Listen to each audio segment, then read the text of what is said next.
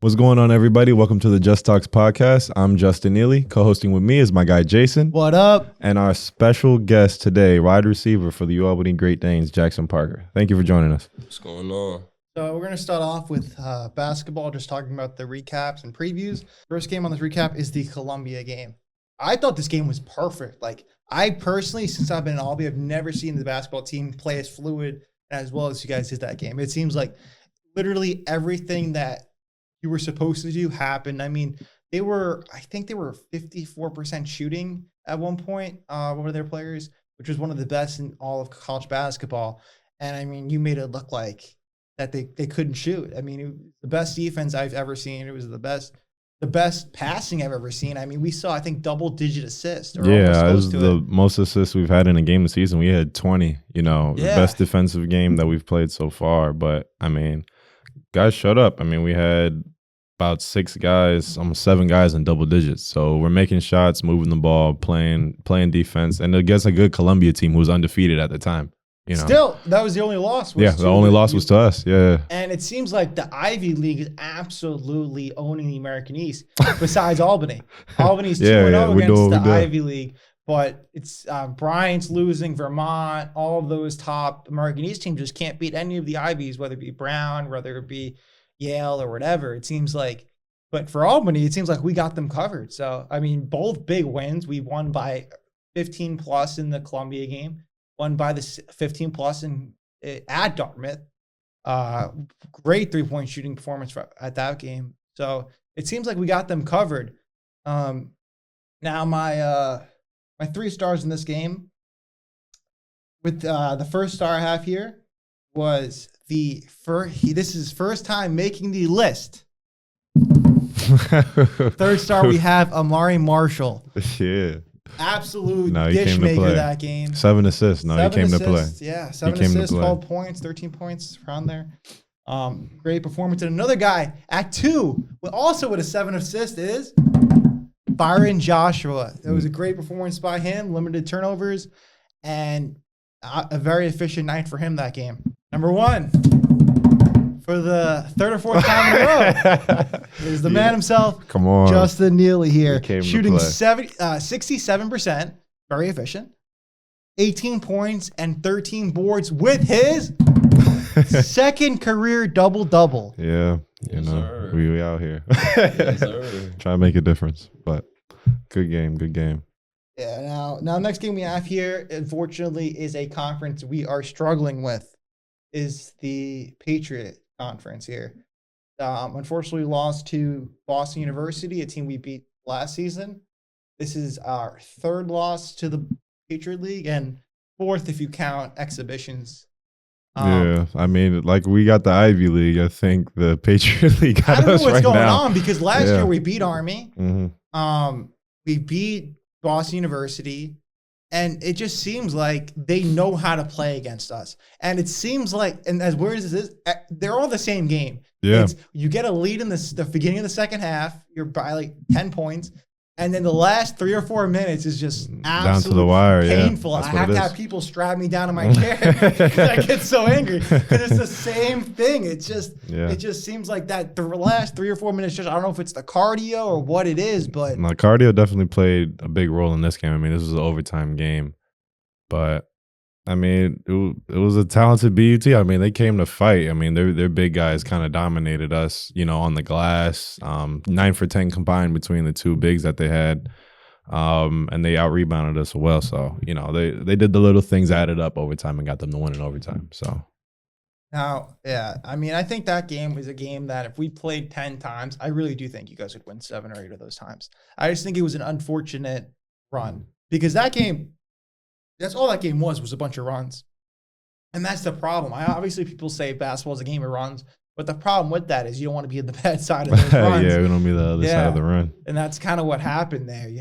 I mean, it also seems like, another concern that a lot of people probably have is just the away record here. I mean, you have 1 away win this season. You're 1-4.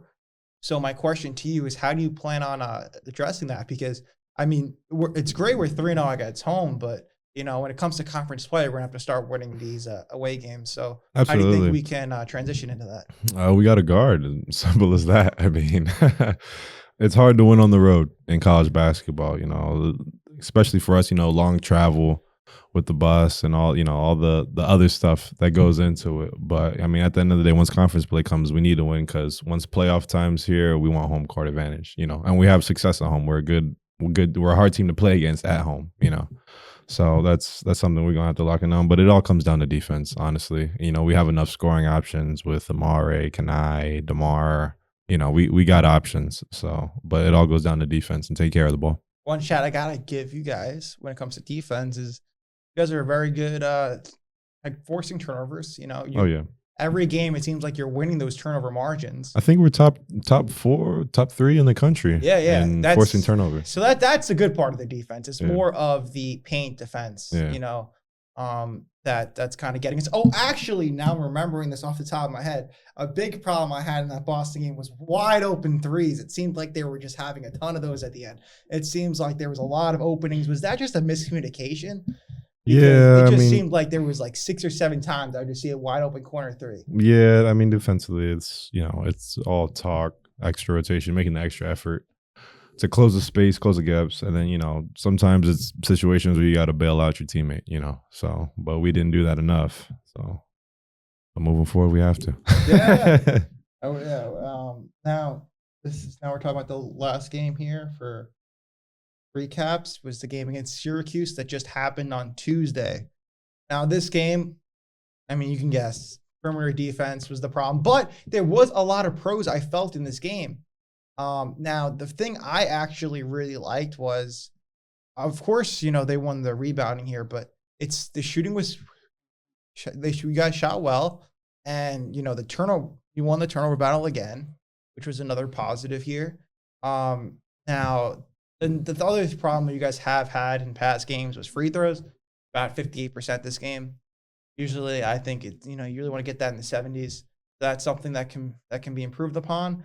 And yeah, besides that, I mean, even though you let up a lot of points in the paint, you did score a lot in the paint, which was huge. I mean, 18 turnovers to 5 assists. I mean, we took care of the ball and we made shots, but it's just little things that happen. I mean, like I said, it comes down to guarding. That's all it is. We gotta stop them more than they stop us. So. Well, that's what I will say. I think your perimeter defense was a big improvement from the Boston game to the Syracuse game. It was just that interior defense. I mean, starter-wise, they're not a huge team, but their bench is pretty big. And I think that started to wear, especially, at the end of the game, I think, it was pretty tiring. And I mean, you guys had a pretty big hole to climb back in the second half, and it seemed like it was just hard to really be able to shift the game because it went single digits, but it was hard to really get over that hump from the beginning of the first half. So I guess that's something I want to ask you was it because of the first half, that deficit that was created, which made the second half so hard, or do you think? I definitely think the first half had a big impact because we went into the half down 12. I mean, we were down, I want to say 6 with about 1:30 left. And then, we gave them a 6-0 run going into halftime, give them some momentum. But I mean, if we were able to cut that short or keep it, under 5 going in, and then played the second half how we played, we definitely could have came out with a win. Yeah, the weird thing is, it's just I keep getting deja vu with this team. It's because this game and the Georgetown game, both you guys were up, I think, pretty identical 7-2s. What happens that ends up changing in that second half of the first half in both games? We talk about what's going on in the game. Sometimes the personnel scout that you discuss heading into it isn't what you were planning for. Maybe the game calls for something else. We make adjustments. Guys are gonna step up. We see who's playing well, who isn't. What kind of mixtures of players on the court will work well together. So it's just the adjustments that are made, and then you always want to come out in that first 4 minutes in the second half is the most important. So you got to come out and win that. I'm always wondering because for me personally, I think it's because with these Power 5 teams, they just have the experience of what happens when things go wrong. And I don't know if they're better equipped for it. That's what I think, but we'll see how that goes down the road. Now, the preview here, next game is Saturday at Albany. We're going against Drexel, another team we pretty much play every year. A Philly team, which we have a lot of Philly guys on the roster. So they probably want to get their game here. Now, my question here is, I'm not gonna ask a question. I'm gonna say what has to happen for this game to win, because I think I have it. I mean, we're a great home team, 3-0 at home. Gonna make it 4-0 because all right. So in the last 5 games, you guys lost 4. So this is, I think, a great point to really switch the wave here. Like I said, home has been a great advantage for us this season, especially. And I think that with Drexel, I mean, they're a smaller team. And it seems like that's our bread and butter, is when we play these smaller teams, because that's kind of what we are adjusted to. I mean, you're playing 5 at 6'7". 6'2". So, no, sorry. He's trying to diss. No, I'm 6'2". You're 6'2". 6'7", right? That's shit, I wish. 6'6"? 6'5", 6'5 and a half. That's 6'5 and a insane. half. See, that's Close crazy. to 6'6". 6'5". Honestly, 6'5", but I'm saying 6'6". Go ahead. On a good day. On a good day, yeah, I wear the right shoes, 6'6". But You wear Tim's at 6'7". Yeah. So maybe. All right. Anyway, so I mean, think about it, guys. 6'5" as a 5 is unheard of. I mean, that's kind of the problem when you go against people that are 7 feet. So I think that with this, I think their tallest player is 6'9" or 6, but their tall starter is 6'8". So I think that, that's going to be a lot easier for us. And, as long as, I mean, the last few games, the assists that we've been able to get have been great, because we've been very one-dimensional at the start of the season, but it seems like we're able to now create opportunities for other players, which has been big, and obviously at the end of the day, I guess, it's when it comes to Albany, you're not going to win a game from offense. You're going to win a game from defense. So as long as you guys play defense, that's all you need. It's you guys are in a good situation where what has to be done to win. It's not like, oh, hopefully they don't get hot, because you guys are a team that can score 80 points. I mean, you still don't shoot as many threes as you used to prior to last season. Syracuse, you shot a lot of threes though. I think it was 28 attempts. So I mean, it's up with Kanai, Briggs, Damon Strand. Those have been guys that have been throwing up a lot of threes. Byron Joshua. Surprisingly, I thought you were going to shoot more threes in that series. Oh, it's coming soon. Don't worry. I'm about to start launching Klay Thompson style. That's what happened in the Columbia game. I think you were 2 for 3. 2 for 2. Yeah. 2 for 2. Wow, 100%. Yeah. Love to see it. Coming soon. Yeah, only shot 1 in the Syracuse game, so we're gonna be waiting for those Neely threes coming, Drexel. So the next segment today is about Deontay Johnson, who has been suspended for sitting out against the game against the Eagles with the Ravens. My thing is, you're blessed to be in one of the top offenses in the league and a Super Bowl contender. Why would you ruin an opportunity like that? Obviously you just got into that system that's been great. So it makes sense for them not to put you in, as the number 1 target right away, because their system's working. They gotta, slowly put you into it so they don't ruin what they already have. And Zay Flowers is, BC legend. He's done so much for that organization. Florida kid. Yeah, and you're going to say that. We've mentioned him 2 times in the podcast. We can't get that slipped. All right, yeah. So I just think he's overreacting in this situation. I mean, they gave up nothing for him, so I don't know what he thought was going to happen right away.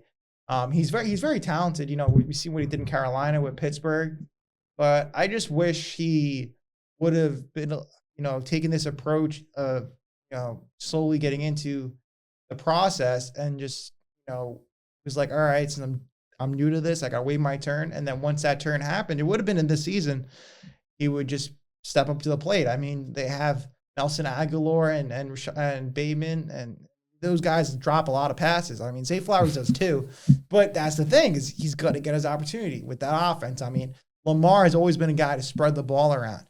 So I just think that this is the worst thing he's could have done, because now you're suspended 1, 2, you probably lost all the trust the team had in you. Yeah. And you got a bad rep. I mean, you look at what Zay Flowers had said in one of the interviews when they're asked about it, they're like, we're not really worried about it. It doesn't affect us, you know, and hearing that, it kind of sounds like, well, he wasn't really part of the team anyway. He just got here. You know what I'm saying?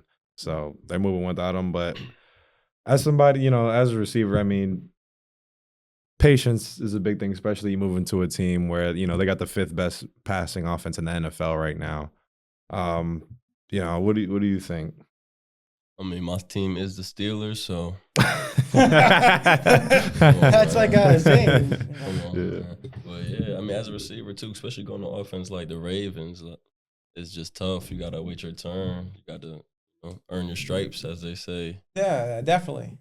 I mean, that's a top offense. Top offense, and if you're not one of the top guys in the NFL, it's just very tough to maneuver and go straight and play somewhere like a Devontae Adams. Yeah. I also think it's more because how successful they are. It doesn't really matter how good of a receiver you are. They have to see how you play in the system first. For sure. Like teams like Carolina or, when he got there, who cares how you fit in? Just get out there. We suck, Get something done, we don't have a plan. But, I mean, this Ravens offense has been the same offense for years now. It seems like, Carolina is just a dumpster fire. They just run routes and whatever. It seems like a backyard kind of style of offense. But with the Ravens, I mean, it's a very Lamar style offense that you have to learn. So I think, like I said, this is the worst decision for him because now he's done. He's not going to be a Raven after the season. It's a 1-year deal.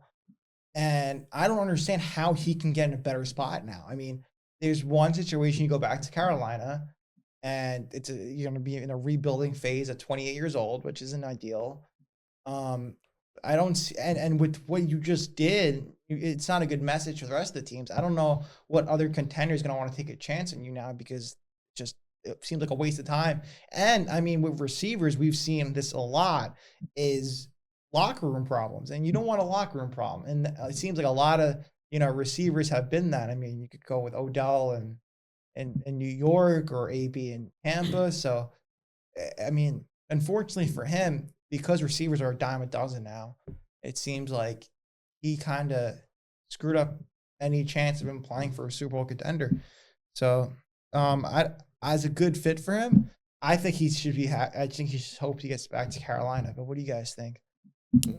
Yeah, I mean, either wait till it's time to go somewhere else, or get a better attitude and be patient.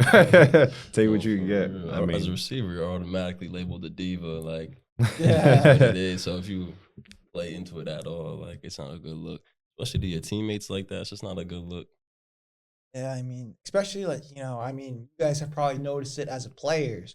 When it comes, you guys, so many people come in, new players, and, it's not something that's going to be built overnight with this kind of like chemistry. It's something that takes time, and you actually have to want to build chemistry.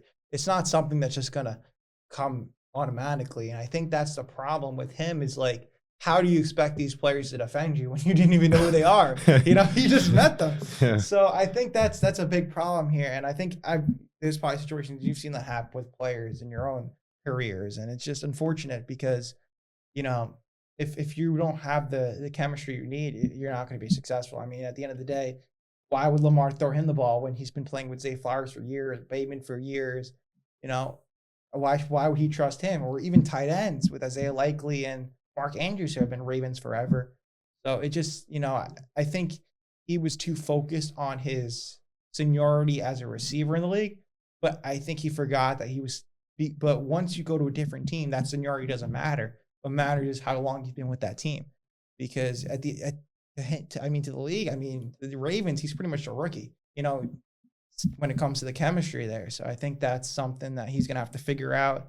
And hey, maybe he goes back to Pittsburgh. We'll see. That would be good for them because they traded him. So yeah, we've been on a roll though. So you're saying you don't need him anymore? I heard Deontay. Sorry about that. Steelers are good without you. Oh man, Pickens stepping up.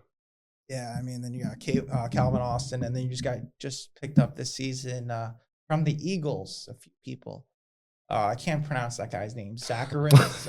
Zachariah, whatever. Yeah. And there was another guy, but yeah, and plus we haven't seen with the Steelers, Roman Wilson. He's been hurt the whole year, so hopefully he can do something. I loved him in Michigan, so I'm hoping he can do something. But damn, man, this season, the amount of people on IR without playing anything. We just saw with Jonathan Brooks. He was put on IR for tearing his ACL yet again. Yeah. Didn't even play a full game here. So it seems like, unfortunately, this 2023, 2024 class, it's just a bunch of injuries. That's all it is. Very disappointing class, for me at least. All right. Oh, actually, that was my second most upsetting segment. This next one is most upsetting segment. Al Shahir has been suspended for 3 games with a hit on Trevor Lawrence. Now, I don't care about the hit. Bad hits on QBs happen all the time. But it's the tweet that gets me here. He says, if you want me to be your villain, I'll be your villain.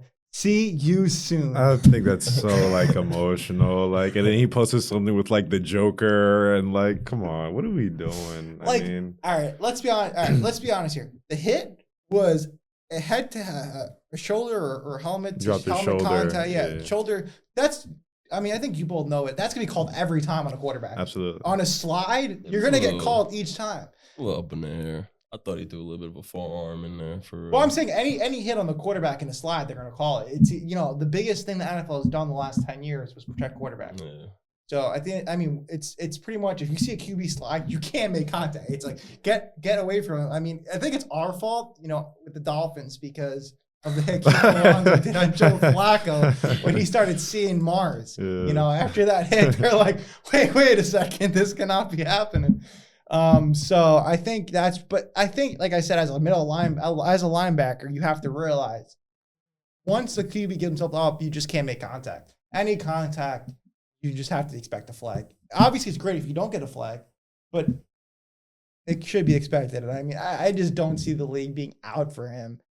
And I just think that, by saying this comment is just now they might insane. be looking out for you. Now they because I mean, what was the point of that? I mean, if I'm a quarterback, he hit him, and then you see him after he hit him, he's like trying to fight the whole team, like taking on a villain. Yeah, like villain. You're doing this to yourself. I mean, hopefully. See what the fans say to him. Yeah, like that's gonna be the worst. Anything. I think you have to realize it's not the 70s anymore. You cannot be a Lalo Zeo from the Raiders who just absolutely, or a Ndamukong Suh more recently. You just can't, you can't be stepping on hands. You can't, Perfect. Yeah, Montez Perfect. I mean, he will say he's the cleanest player of all time. Do I think so? No. That hit on AB says otherwise. Yeah.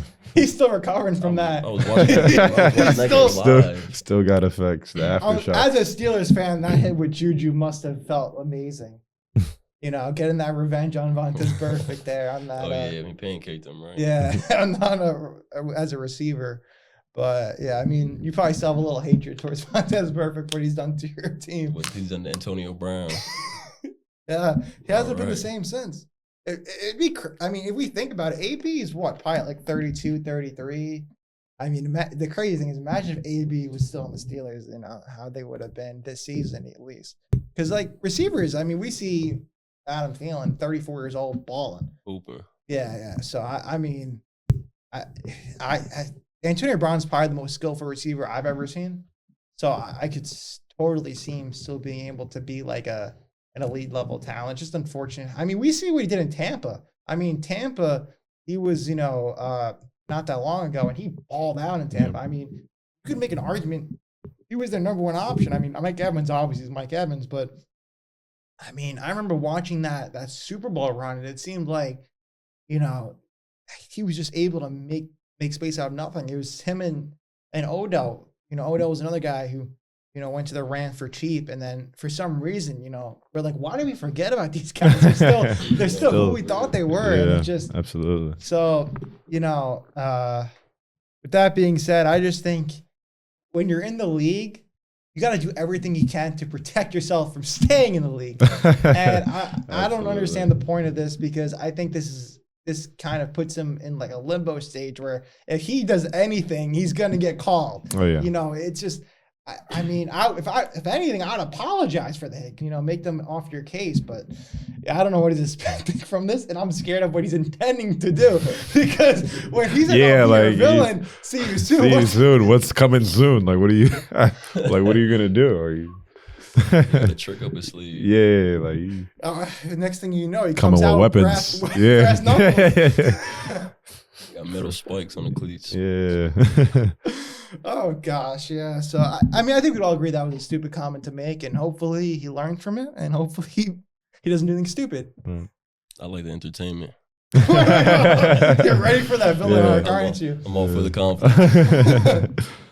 I mean, that is a rivalry, Texans and Jags. So I mean, maybe that becomes the new Steelers and Bengals. You know, maybe they just start taking each other out of the league, which would be kind of crazy. Next segment we have here is per Ian Rappaport. He said it's unlikely in 2025 for Rodgers to stay with the Jets. I think there's two options that make sense, and one is retire. No, but seriously, I mean, 20 years. And two, go to the Vikings. Because one, they're not going to be able to keep Sam Darnold because he's going to want a long-term deal, and you just drafted JJ McCarthy. Now, if Rodgers goes there, he can help develop McCarthy, and when McCarthy's ready, he can take that spot. But I don't see him going anywhere else in the league. I don't know why any other team would want him. I mean, he's beyond old at this point. And I mean, he's having an awful year with the Jets, and I mean, let's be honest here. With retiring, what else do you have to prove? He's proved everything, multiple MVPs. So unless I think it's go to the Vikings for like a little bit, retire after that, or just leave because there's no point in him being a backup. Yeah, no. I mean, at 41, I think it might be time to hang it up. I'm not gonna lie.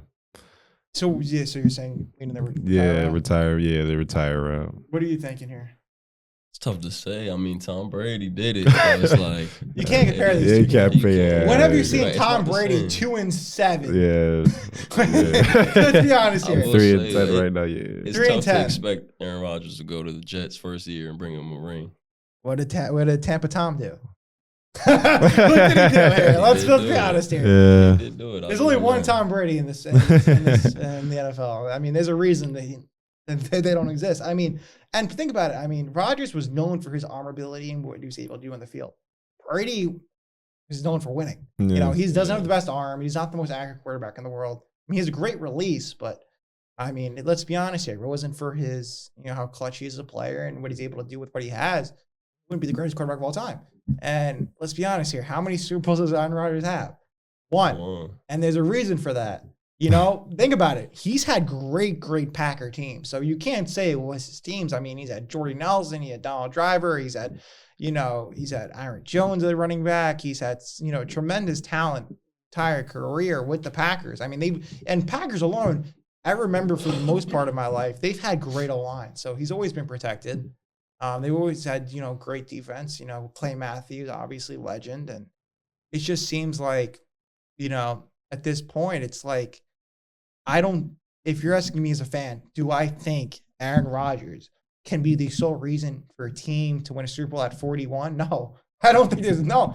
I mean, look, he has Devontae Adams. He got his boy back. He's brought half the roster of Green Bay to New York. And look how it's working. I mean, they 3 wins, and it shows a lot here. I mean, think about their offense, right? You have Devontae Adams, Breece Hall, Braylon Allen, who they just drafted, who's a stud out of Wisco.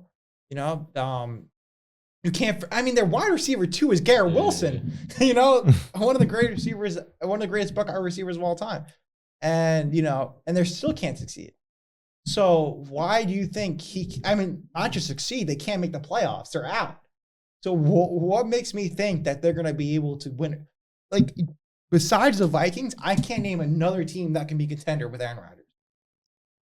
It's not a bad fit for him. I mean, no disrespect to the Jets, but they haven't had a great season in how long? Yeah, but this is their best offense I think I've ever seen the Jets have. Yeah, but they just fired their coach this year too.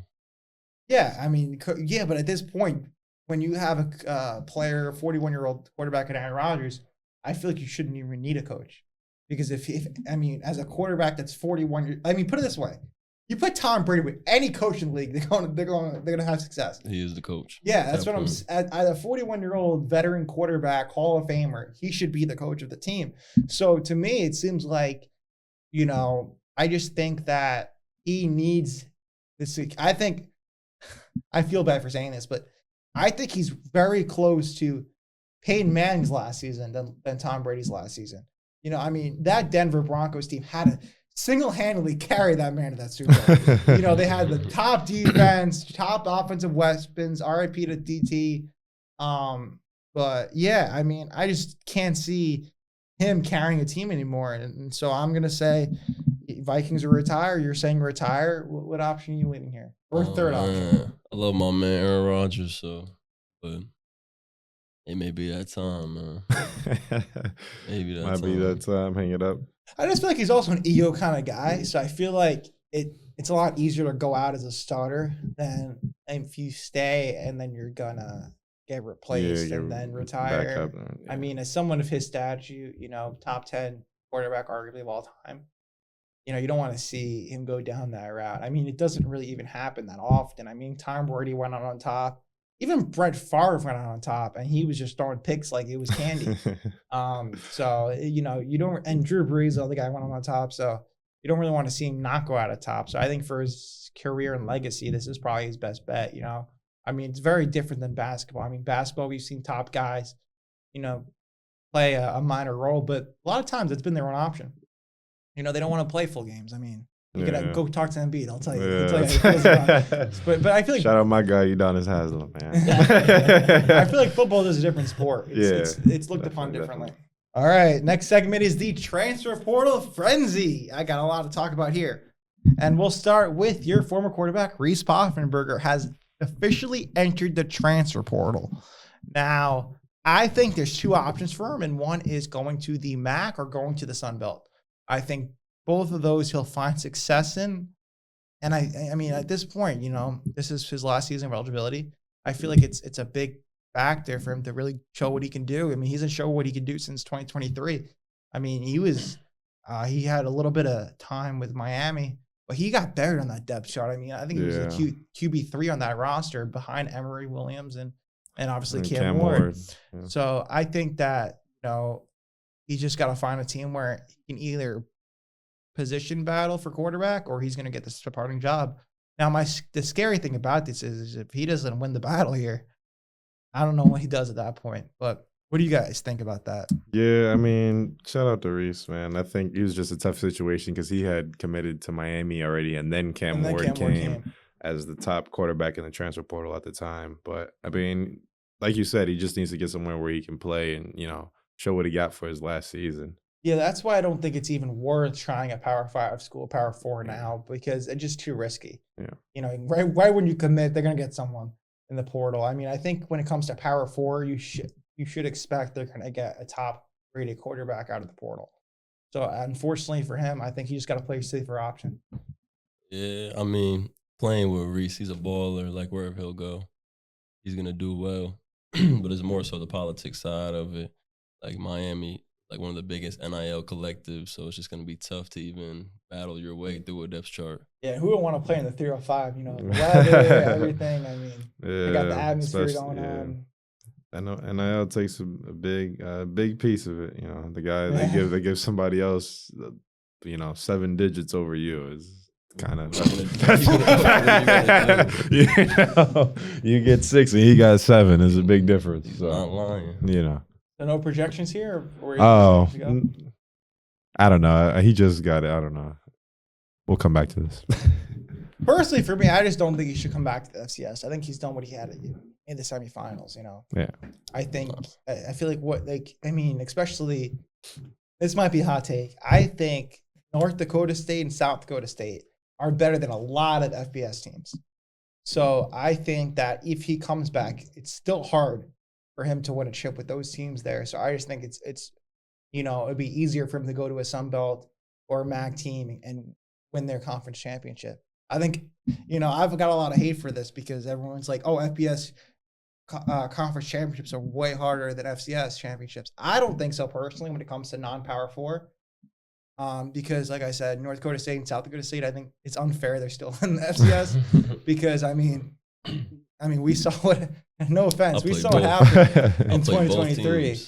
No offense, but you guys got smacked by like 50. So, I mean, it just shows the kind of talent they had. And North Dakota State was a score away from beating Colorado this year. And I hate how people looked at that game. People were like, oh, look how bad Colorado is. No, look how good North Dakota State is. That's really what it should be. And unfortunately, that's not what people thought. I mean, now we're seeing how good Colorado was, obviously, having a great season. So as long as those two teams stay in the FCS, it's like if you make the semifinals, that's good enough. Get out of there. I just think it's those two teams are going to own the FCS as long as they're here. I mean, I remember when you guys played them last year, they had like they had a ton of people, like a ton of top prospects. Dude, tight end, yeah, multiple linemen, multiple receivers, quarterback. I'm like, man, they're all over the place. It's impressive how good they've been at recruiting. And I think it's just because of how much of a contender they've been every year when it comes to FCS. You know, I mean, that's a lot of, you know, when it comes to FCS, a big thing I feel like for getting these top recruits is championship contenders. And who can be more of a championship contender than South Dakota State Jackrabbits, you know? It's tough. That's what they do out there. North Dakota, South Dakota, there's no pro teams. There's no big schools. I mean, I played at both stadiums. North Dakota State, it was like 30,000 people there packed into this dome. That's insane. I mean, I can't. There's people 10 yards from me on the sideline. I can't hear a thing. They're literally screaming, like talking junk to us. It was insane. That's crazy that they actually allow a 30,000 person stadium, FCS. Because, I mean, you're talking about like FBS level stadiums because Buffalo, I'm pretty sure is at 30,000, a lot of MAC schools, and UMass. I mean, I remember what. What's that laugh about? This guy I'm just thinking about the UMass, the UMass trip, the breakdown you gave us. Oh yeah, the stadium's joke. Yeah, just that whole breakdown was hilarious. Yeah. I don't know if you know about UMass, but their concessions are on the field. So on the field. Yeah. So and like I love football, college football. So they played Missouri, and somehow Missouri went to UMass, which I don't know why it was allowed, but it was. So you have like top guys like Luther Burden, Brady Cook, Marcus Carroll, and all of them, like fucking giants, just come into UMass, and you just have people like just sitting by the concessions, like eating hot dogs and drinking drinks, and the players like, "Yo, we got to get to the field," because it's right like, next to them, yeah. Because they literally have like the same, like it's similar to like our stadium where it's like you have those ropes, but like. The thing is, I don't think they realize you just brought an SEC team into this atmosphere, so it's packed. So where the ropes gonna go? You know, it's just so it was very dangerous, and yeah, I mean, like I said, it's I think Albany because we have concessions like on the first level. Yeah, first level. Yeah, but they like I said, so it's like you have the end zone, and then all of these concessions are right there, right behind it. Oh, the end zone, like the scoreboard end zone. Yeah, like that. Like imagine that's just like to the end zone. Then like people just chilling there. And the thing is, yeah, like you can actually just like they have like a table like right outside of the end zone, and you can just chill there. Like it's just like it's like a food court area, and it's really really weird because you know you have players like trying to get in and stuff. It just seems like I mean, to me, it's more one of those things where it's like I don't know if you guys know this, but they're a pretty new FBS team. So I think it was just they kind of had to like extend the field. And because of that, they just had to just throw everything in there and just make it work. Real immersive. Yeah. I mean, like, to be honest, if Albany was ever FBS, that's what would have to happen is you just have that bleacher extend to 2. And then I guess they would have to put seating in the back area. I think they wrap it around. They connect the home and the visitor side, like wrap it around the Oh, yeah. Well, they have to leave the hill, obviously. Which I think is such a cool part of the stadium. That's probably my favorite part of the whole stadium there. I'm just scared you guys are gonna get hurt because, like, you have to, like, go down and, like, what if you just, like, ankles trip and fall is over. That wall is pretty close. I'm not even gonna lie to you. Oh, and they just fixed the wall, I think, right? Because last season it was pretty hard, like the end zone wall. They added padding. Yeah. That must have been scary because I've seen at least basketball wise, you know, the amount of times you guys have fell over and stuff like that. Yeah, ran through the camera people and all that. But I'm just saying. The cheerleaders. Yeah, they be right there. Yeah, they standing on the baseline. You get a hard foul. You trucking 2 of them over. Yeah. So yeah, that must have been scary for you guys, which is with the lack of padding last year. So it just reminds me of I think Clemson has a similar thing when it comes to like they have their own little hill. But I never understand it. I think you're just asking for an ankle injury, but that's just me. See how much you really want it. All right, now, okay. Now this is where I cook here. Now, next in the portal, we have Miller Moss coming from USC, got benched in the middle of the season. I have 2 options here. One is, and they love transfer quarterbacks. One is the U. I think Miller Moss has that Power 4 experience playing at USC. I think they would love him at U after Cam Ward leaving. And the next one is another school that loves transfer quarterbacks, Notre Dame. Notre Dame is going to need a quarterback after the end of this season. And I think he would be a great option for Notre Dame because think about it. Notre Dame, you always get a great defense. You have a great line and some, probably a very good tight end, good running game. So he's on a visit actually to Louisville. I hate Louisville. I'm sorry, guys. Well, yeah. I've hated Louisville since what's his name? Plummer, I think. But yeah, I've always hated Louisville because they're just a fraudulent team every year. No, yeah, he gets excited when I say fraud. Fraud alert. Shout out to my guy, Ja'Cory Brooks, receiver for Louisville. But look what Louisville's done this year. I mean, they were ranked coming in. They were good. They were all right. No, but they were ranked top 20, top 15 this year. They don't look top 20 this year. I mean, they're just one of those. They're like, you get those top few ACC teams, and then you just get the rest of the batch. They're the rest of the batch. Yeah. When you get like the Boston colleges, the Qs, and all that stuff. So Miller Moss, I think he goes to one of those 2 schools. Now the next one here is Caden Salter. Now Caden Salter, I would say I think his number 1 option should be, people might go him crazy for this, Auburn. Because he has coaching ties with Auburn. So his former coach is now coaching Auburn. So I think any place where you can have a former coach and reunite, I think is always a great option. Obviously, I don't know if he's ready for the SEC because he's coming from Conference USA. But I think that's the number 1 option. Now, number 2 and 3, I think is, going to either Syracuse after Kyle McCord leaves, or you go to UNC. Now, I don't know what's going to happen to UNC because they're going to lose their number 1 back in Hampton to the draft. So, because UNC is a top program. I mean, we've seen them have Drake May, Mitch Trubisky, a lot of talent there. But I don't know if this is going to be the year where they have a lot of talent. So they go for someone like Salter. Don't mean a dissy guy, but it's just you haven't been playing Power 5, Power 4. So you just, But I really also like Cuse because Cuse has been a great place for redemption as we've seen Kyle McCord. They had a rough season, but I mean, finished it off strong, beating and knocking out of playoff contention the University of Miami. We'll talk about that later. Huge win for him. Skip that segment, actually. yeah, that's what I assumed. But so I think Caden Salter is going to have to go to the middle part, like the lower to mid tier of the Power 4s. I don't think it's going to be where you go to Bama or you're going to go to I don't even think he's going to go to like Ohio State or Michigan. And Michigan, people can make a claim for, but they just got they're playing their new quarterback who's been good. So, I heard that Colorado was looking at him. That's a and terrible Florida take. State. Terrible take. I'm telling you, that's what the reports are saying. They said nothing. He's priority for Colorado. Well, guess what? Colorado just got one of the best quarterbacks in the country. Hey. And that's why Michigan also, that's what I meant to say, is Michigan got the number 1 QB in the country from this upcoming class. Colorado also got a top recruit. But what are your thoughts about Florida State? Because Ugalele is done. You think so? He's not going to try to pull an 8th year out of it? No, we're done 2-10. No more Ugalele. I got to give you credit for saying that name. Come on. It's been DJ for me.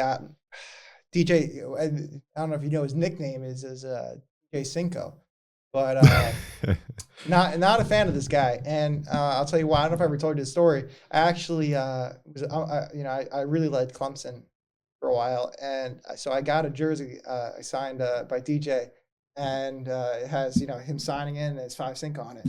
And you don't understand how close I am to just washing that off because it just seems like every time I wear that in public, people are like, "You asked for him to stop that."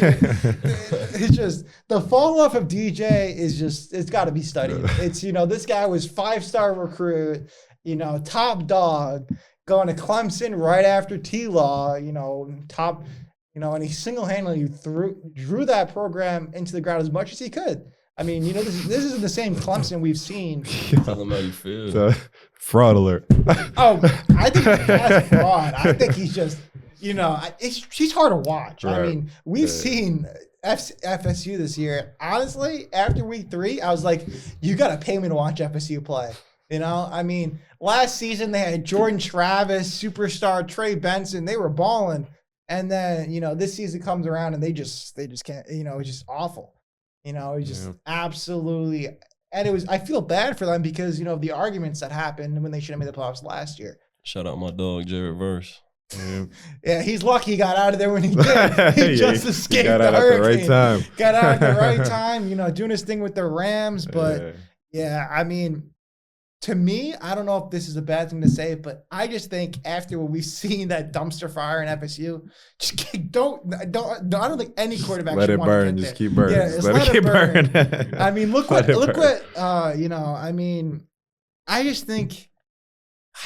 mean, think about it. FSU, I've never seen an FSU team this bad. And they would come off one of their best seasons since Winston the year before. So I think there's too many internal problems at this point where I wouldn't want to wish my worst enemy to go there. I genuinely don't think there's a worse school to go to right now than FSU. No offense. The Chop is still awesome. You still got the best fight song in college football. But unfortunately, and you got a great stadium. Just, I don't know why anybody would go there, but, unfortunately, but, give it five years or whatever and rebuild that. Yeah, I mean, there's going to be a lot of NIL money is going to have to go through that place. Yeah, they got it.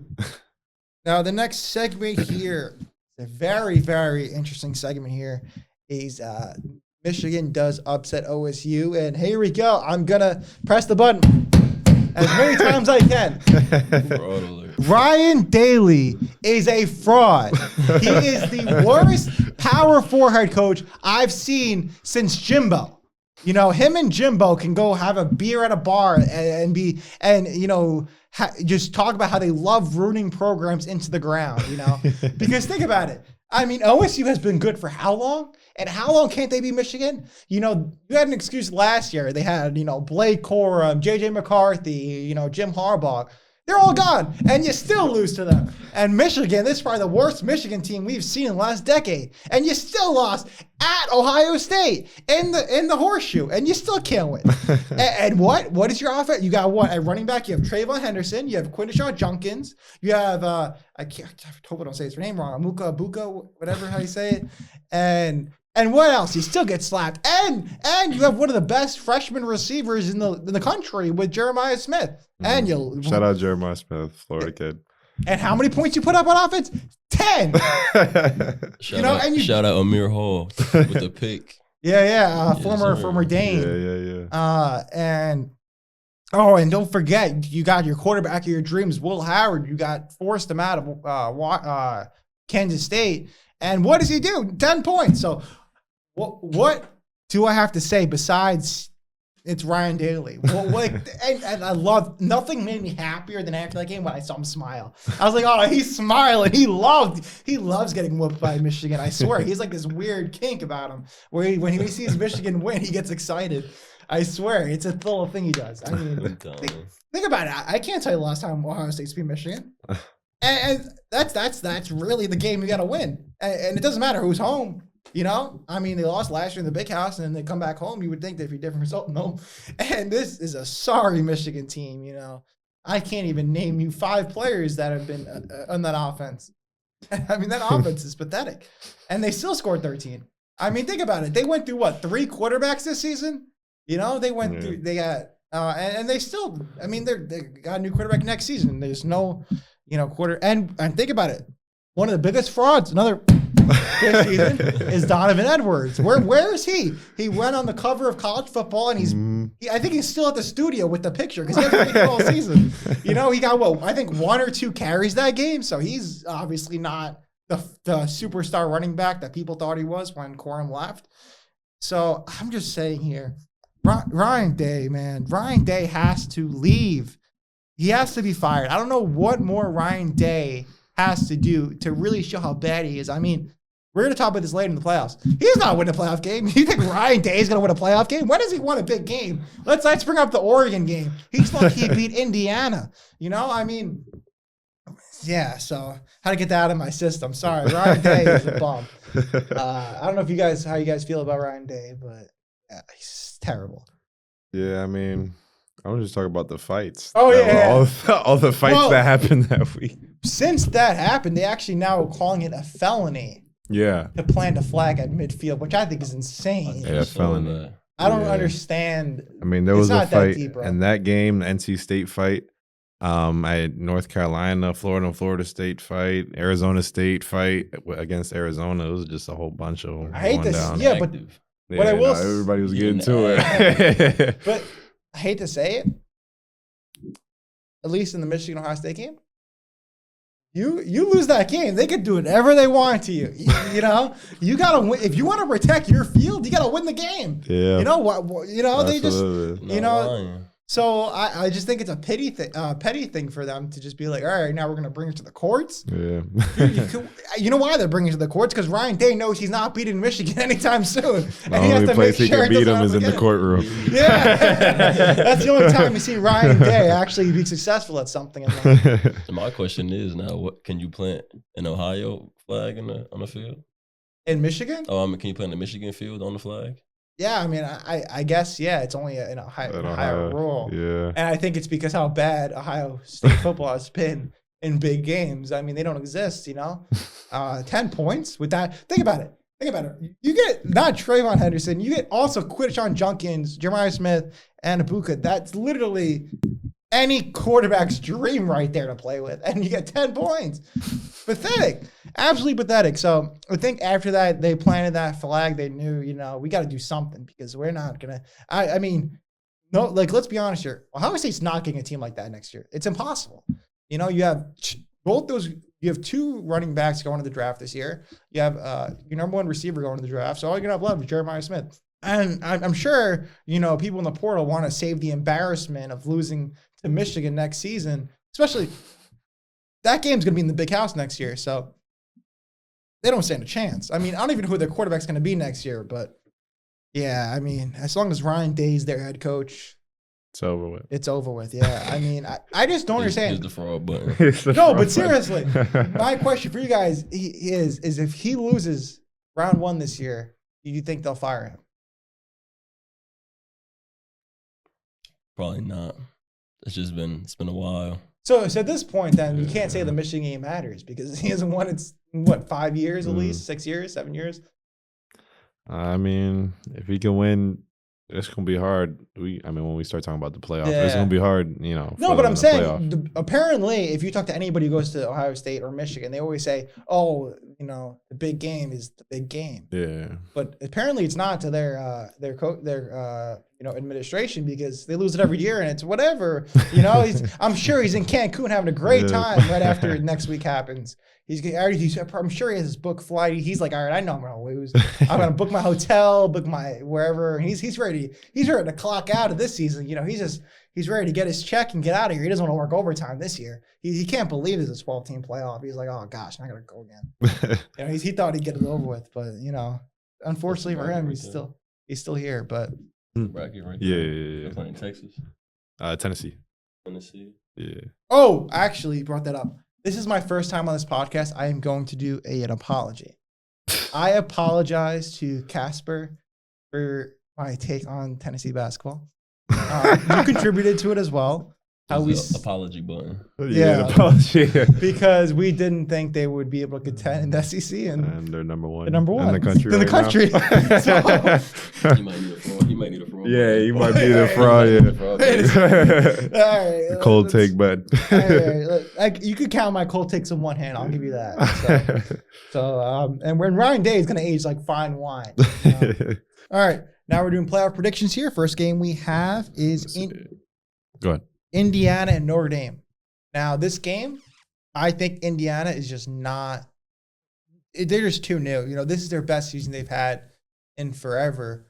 I think it's just like we've seen them get whipped by OSU, who's fraudulent, like I told you before. So I just think they need more experience in like as being a top Big Ten team because they've been smacked around for a while. So Notre Dame's been an experienced team. You know, they made the 14 playoffs before, so I think they'll get this one. And Riley Leonard, you know, beast. They have great running back there and great defense. Tight end university. So I mean, we saw them have a struggle the first game against NIU in the beginning of the season, but since then they've been awesome. So I'm gonna go with Notre Dame for that one. Yeah, I'm rolling Notre Dame on that one too. That's a tough one. I think I'm gonna go against it. I'm going Indiana.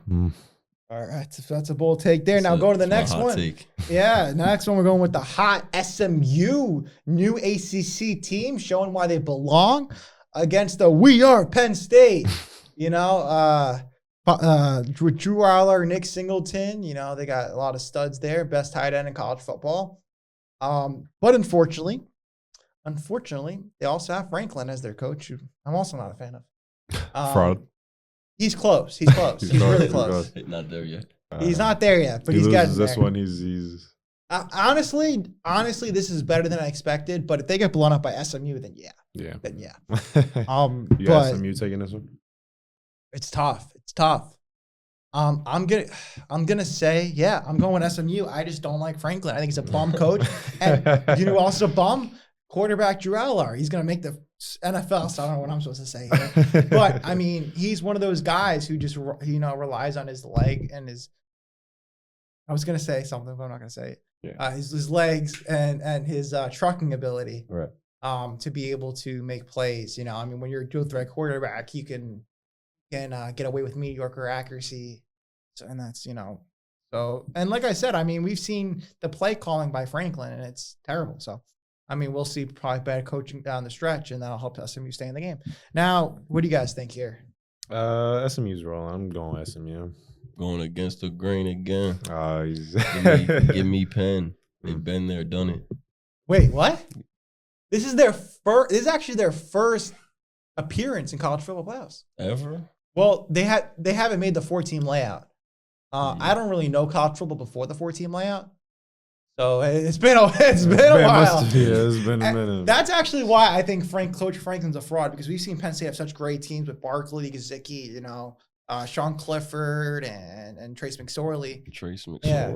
And they haven't made the playoffs. So that's what I was going to bring up, is that they actually have not had a lot of success. Maybe I'm misinformed. Still rolling Penn. But I'm just saying that's why he's a fraud, is because you would think a school like Penn State would have success, but no, it's because Franklin's a bum.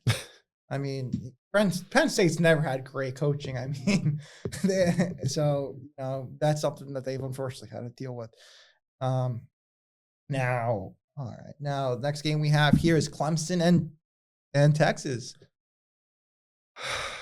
I want Clemson to lose because it shouldn't be in there. We know what team should be in there. Hate to say it to you. Want Bama? Hate this. No. The University of Miami. I got to put out there. Sold the game. Fraud, bud. The University of Miami is a team. You guys had to, beat a bunch of nobodies. Then you play Georgia Tech and Syracuse, and you get absolutely, your defense doesn't know how to defend. Yeah. It's a defense is a joke. I mean, congratulations, you beat Ball State. I mean, I think a lot of teams could beat them too. In Miami. I mean, let's be honest here. I mean, oh my gosh, you guys beat Virginia Tech off a Hail Mary with 4 seconds left. That was a controversial call. I mean, go ahead, let it all go ahead. Get it all off and say everything you got to say. Go ahead. Love you, Cam Ward. Love you, Restrepo. ACC Player of the Year. Yeah, love you, Damian. Restrepo, leading receiver in Miami history all time. Just saying. Love you, Damian Martinez. But unfortunately, who cares how many points you're to score? Your defense just throw 50. A lot of 50. So I mean, trust me, there's a lot of similarities. Between University of Albany basketball team and University of Miami. Yeah, go ahead, get all your jokes in. It's all good. Sorry. But I got Texas. Clemson needs to lose because they don't belong there. Go ahead. All right. I'm going Texas. Yeah, I'm going Texas. SEC knows how to ball. Let's be honest here. SEC football. All right. Last game we have here is Tennessee and Ohio State. I don't think I even have to explain myself here. Give me Nico and Dylan Sampson and James Pierce, and that's all I need to take down the Ohio State University. And let's be honest here, SEC runs football here. Yeah, I like Tennessee in this one. So what do you got here? It's a toughie. I think I'm gonna go Tennessee too. Wow, first one I think we all agree on first there. agree, yeah. No, but unlike the University of Miami, All right. Albany will fix their defense this season. Yeah. Right. we caught it early on. Unfortunately, they didn't catch it. No, we caught it on early on. It just didn't get fixed. It will get fixed. I'm ready for that. I mean, think about it. You did it against Columbia. Yeah. You've seen it, so that's all I need to know. Oh no, we're gonna get. Oh, I was talking about the University of Miami, Albany. We just stay with us. Stay patient. Trust the process. It's coming, Mr. coming. Mr. Double Double. Double third. It's coming. On his second of the season. It's coming. And I mean, there was 2 games you didn't have much playing time, so it's like, what are you supposed to do there? So technically, I would take 2 games out of that. Yeah. And then I'll take the Wiana game out of that because you just play everybody. That wasn't really, D3 games don't really count. All right, now games time. First game we have here. All right, we got drip or skip. All right. We haven't done this one in a while. It's been a minute. I like this one. Yeah. So first one we got here is the 2 mouthpieces. Been very popular. Each color of the team. Skip. For me. Skip for me too. I don't get the point of it. Like, do they switch? Like, I don't know if you see people on the team do it, but do they just switch after each half, or do they just keep one at a time? Yeah. I don't get the purpose. You never thought about doing it, just for the flicks? No. No. Because like when I used to play football as a kid, I'd always get like the flavored ones. Yeah. So I'm curious if they would just get like 2 different flavors and just start switching them. That's how it works. Yeah. But I don't get it either. Next one is low socks, which has been a recent one. Low socks. Drip. All right. I've always been big drip. I've been like a soccer guy where it's like I love like the long socks. I don't know how I feel about low socks. I football's a little different because in cleats you got some low cleats to. Yeah, I mean. To me, it's cover as much as you can. Ankle socks in football or in basketball. Yeah, ankle socks in basketball is diabolical. Like you got high tops on. There's a lot of people who wear short socks on the team though. No, that's terrible drip. I'm not gonna lie. No, we stay mids. We stay mids. Yeah, but I feel like that's low socks in like football because like football socks are just like pretty long generally. Yeah. I feel like so when I mean low socks, I mean I think like mids. Like yeah, that's pretty low. If I was playing football, I'm going with the soccer sock, all the way up. Like that's what I'm saying, like the Odell kind of. Yeah. You get like NFL, you have to cover your legs. Yeah, or you get fined. Yeah, but in college, take advantage. So you think that's the reason? Is because you're allowed to?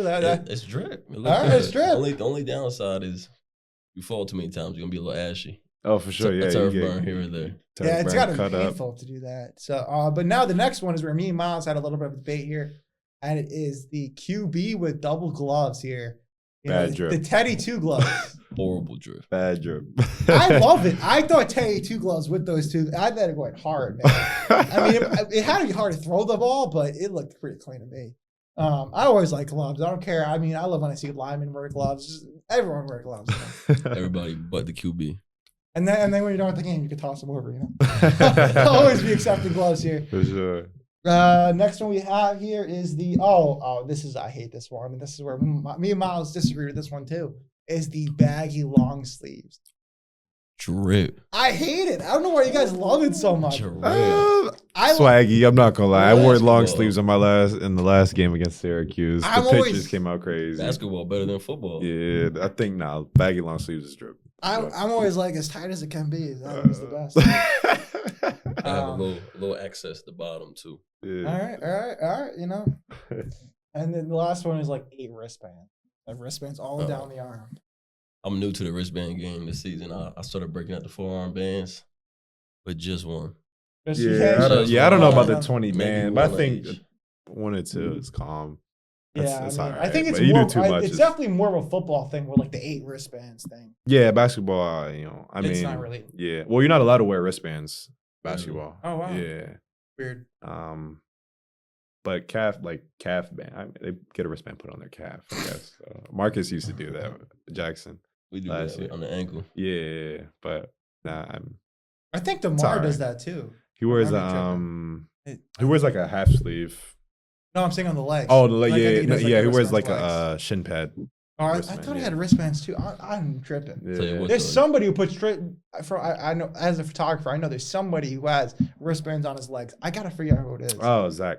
Zach Matula. Yeah, I don't know. He wants to be. Yeah, I'm not gonna talk about Zach. I'm sorry. Anthony Edwards. He wants to be Anthony Edwards. Yeah, that's who it is. I just remember because I was editing photos today. I was like, I remember seeing that. I'll tell you what, you see a safety with 8 wristbands on. He's either horrible or you better watch your head. Yeah, it's either extreme. Either nothing between. Yeah, he's either proven why he's him or he's someone who wants to pretend that he's him. Yeah. So he gets the role. All right. Now, next thing I have here, next game we have is a game we haven't played in a while. Also, we have line ranking wide receivers. Oh, okay. Bring back the blind rankings. I know you love losing that. Let's do it. I feel like that's the thing that gets you going is when you get to lose those blind rankings. Nothing you enjoyed more than when you had KCP at 2 and Curry at 5. Yeah, I'm gonna be honest. I got a bad record with these games. Blind rankings, you know what I'm saying? So we got 5. First one we have today is J-Mo. Jamison Williams, former Tide, current. He's now balling out for the Lions here. He's good, but he's going to be lower on this list. He's good when he's on the field, you know. On the field. It's either the PEDs or the gambling, whatever one comes first. 4? Yeah, I'll give it a 4. 4. Next one is, in my opinion, one of the most underrated wide receivers in the league. And it's Scary Terry. I mean, he's finally shown people who he is, top 5 in yards this season. But, I mean, he's played with such bad quarterbacks in his career, you know, and he's still been able to put up 1K yards. So, a huge fan of him, and he's next on the list. That's a toughie. That's a toughie. Better than J-Mo. I'm going to leave this one up to you. I think like the best way is to just play it safe. 3, maybe 2. 2? Nah, I don't know. What do you? I'm thinking. I just don't want to see him at 5. That's where I go. Just play 3. But is he better than J-Mo?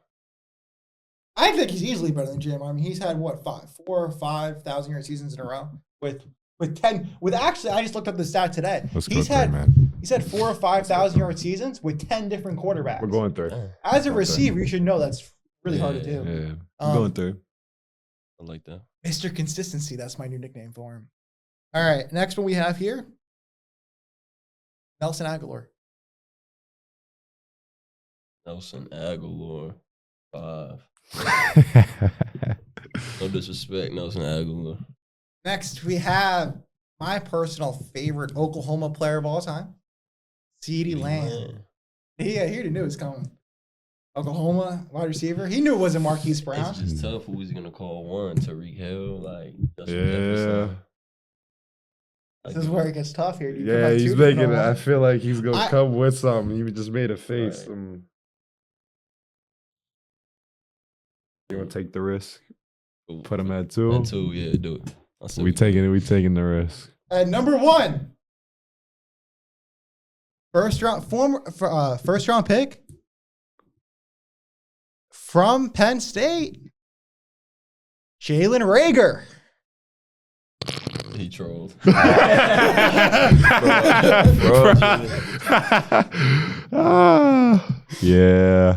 Yeah, I'm not even gonna type in the last name. It's over. I don't know how I don't know how I always get you on these. Like it's What's insane. the last one he saves? Like the last one is a random. But I've also put Curry at 5. Yeah. That's the thing is the thing you first have time to start. he cooked me. Yeah. You think I've cooked you every time, actually. But the thing is that you have to really get to realize is I never do the same back to back. So we'll see in a month from now if you remember that. All right. If I put Reagor at 5, I'm gonna move the worst spot in a different spot the week after because I play the mind games are on a new level. It was trending up. Yeah. You pulled up the Nelson Aguilar, threw me off for a second. And then Jalen Reagor. Who even thinks of Jalen Reagor? I loved him in college. He was awesome. All right. Next thing we have here is King of the Hill College Football Edition. Wide receivers, all wide receivers in this one. First one we have here is one of my favorite receivers to watch. They're Burden. And he's going against Travis Hunter. Travis. Travis the dog. Travis, all day. Now the next matchup we have here is Travis Hunter versus the freshman himself, Brian Williams. 17-year-old. That's tough. Isn't that crazy? Yeah. Guy who's going to the NFL draft to get a 17-year-old, and it's a tough decision. Who would have thought? Yeah. I mean, we're just talking receiving, right? Yeah, I mean, you can't. All right, let's see how Brian Williams at corner. Yeah. That's not really fair here. Oh, man. I mean, that's like if we put you against Levi, because I know Levi used to be the corner at Old Dominion. That wouldn't be really fair either. Levi not guarding me. Oh, all right, calling him out. You think you could guard him as a corner? Me? I mean, I haven't played defense in a while, so I ain't. But that's what I'm saying, you know. But I'll come down and lay that boom. Hit stick. Oh man, what do you think? I might still have to go Travis. Yeah, I can roll with Travis. All right. Next one we have is a Puka from Ohio State. So this one you. Nah, you the receiver. You. Yeah, he's like, I'm not too. This game for you, brother. I'm not too familiar with him. So we rolling with Travis then. Travis. You gotta roll. Last one here is we got Travis Hunter versus Tet from Zona. Projected, I think, the #1 receiver in the that on him, but I want to say Travis. Travis going to. Well, he's not going to win the Heisman, but second place. Oh, in the he's Heisman. not. No, All right, Ashton Johnson's winning the Heisman, but we're going Travis again, man. We just ride Travis all the way through. All right. So Travis Hunter is the greatest receiver in college football, according to you guys. Yeah. Who would you put over him? I thought I'd put the top 5 receivers there. Probably. He's up there for sure. Which is kind of crazy because he's not even, he's a part-time receiver, even though he plays pretty much full. It's not his main role. I mean, I think he's a better corner, but yeah, no, he's straps. It's just crazy he wasn't even nominated as a finalist for top corner. I don't understand it, but that's just me. All right, now the last game is a very simple one. I'm going to put you on the clock for 30 seconds, and you have to answer my question. Get the clock going. I'm horrible at trivia. Oh, he's worse. This is a little easier though because it's just teams. So all right, we're doomed. The question today is: there is a team in the NFL sitting in silence. Trust. There is a team in the NFL that finished first in offense, first in defense, and did not make the playoffs. Who's that team? Season? No, in the playoffs this season. No, I mean, think about it. First in offense, first in defense, and not making the playoffs is very hard to do. Who was it? Wasn't the Bengals, was it? Nope. Just toss out teams here. I mean, you're on the clock. First in defense, first in offense, too. Mm-hmm. I have to add another 30 seconds because you already went to the top. You might want to add 15 minutes to this one. You could just I gave you a question. Can we get some hints? Who's like the leading quarterback? You could name teams here. The leading quarterback is like Joe Burrow. You don't think this season? I mean, this is any ever. What? The playoffs haven't happened this season. Like I said, you know how hard it is to be first in offense, first in defense, and not make the playoffs. All right, so that changes. First off, it's hard to be first in offense and first in defense. Period. Usually, if you're first best offense, you don't have the best defense.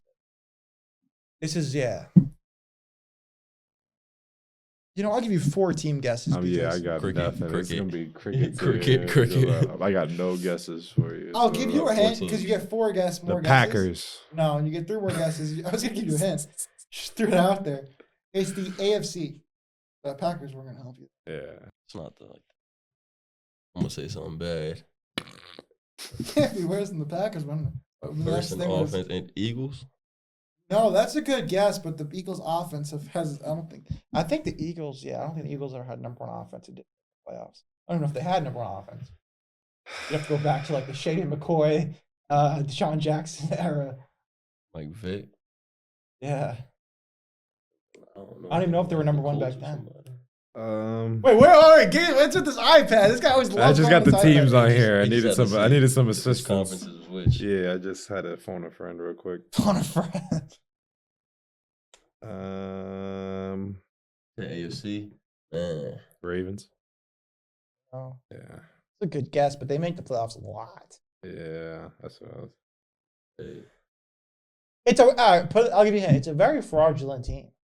They've been frauds for a while. I think I could still consider them frauds until I see them do something. Chargers. There we go. The last guess. Did that help? My comment help? Yeah, it did. Yeah, because they blew a 35-point lead to the Jags one year. Yeah. I was gonna say Bills.